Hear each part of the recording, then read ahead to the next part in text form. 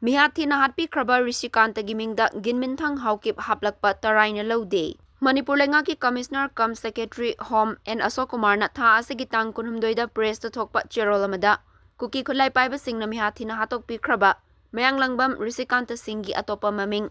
Ginminthang haina hapchilakpa Democratic People's Front DPF amadi imung manunggi miyoi singna akanba mawongda yaningdaba FONGDORAKLI. DPF Women Wing Mihat Kangbu amana laikidraba mayang lambam Rishikanta Singhi kakching khunau uchan makhong laikaida leiba yumda chatuna awaba fongdokibada saruk yakibi. DPF Women Wing General Secretary Premita Devi Wayanbamna hai tha asigi tang kunmathoida kuki khutlai paiba singna Mihat Thina Hatpikhraba mayang lambam Rishikanta gi mihat asi akanba mawongda condemn tawi. Manipur lengaki mari leinaba singna cheneriba sing athubada faduna chap chaba chairak pigadabani.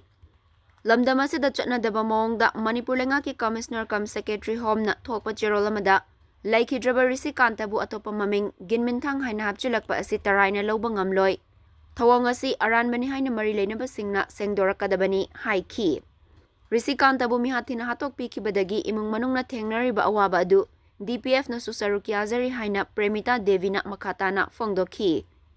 Laikidrabagi mayamba ahan mayang lambam Amarjit na fongdorakpada Mihat Thina Hatpikhraba Rishikanta asi mayang lambamda pokpani. Adubu Manipur lengaki amadi social media da mahaki mingbu lan na thorakpa amadi mayang lambamda pokpa inawa si bu Haokip haina hapchilakpa asi yamna laibak thibani. Asigumba mari leinadaba ming asi lauthokpiyu haina Amarjit na fongdorakhi.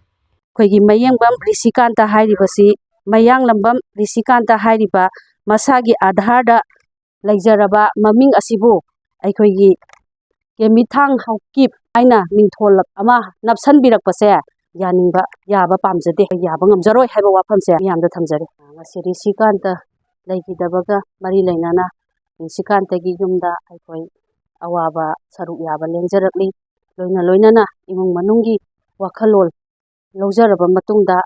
ipau tajaraba matungda Democratic People Fund ngasi ujaruba khangjaruba kharadang miyamda paudamjage Rishikanta gi koigi mayangbam Rishikanta hairibasi mayang lambam Rishikanta hairiba masagi adharda laijaraba maming asibu aikoigi Ginminthang Haokip aina mingtholak ama napsanbirakpase aikoi mari leinaba authority singna miyang changsinbiduna aikoigi hairiba chatnaba yadraba wafam asibu ubidanabagidamakta leibak miyamnasu follow pibiu tasengna hairaga